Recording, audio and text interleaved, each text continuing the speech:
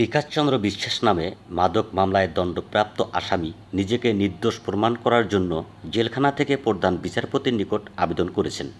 বিকাশচন্দ্র বিশ্বাস গত ৬ বছর থেকে জেলখানায় রয়েছেন বলে জানিয়েছেন মৃত্যুদণ্ডপ্রাপ্ত আসামি বিকাশচন্দ্রের স্ত্রী। তাই উনি নিজের নির্দোষ প্রমাণ করতে চাচ্ছে, তাই আমাকে একটা সুযোগ দেওয়া হোক।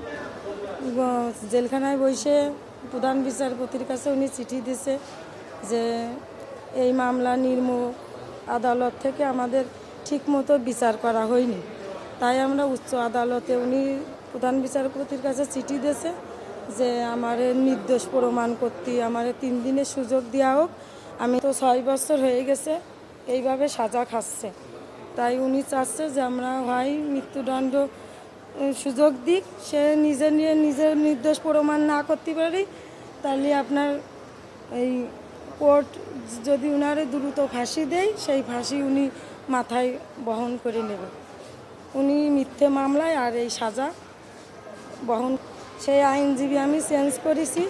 এখন নতুন করে শিশিরমণির কাছে আমি এই মামলার কাগজ এই মাত্র দিয়ে আইছি।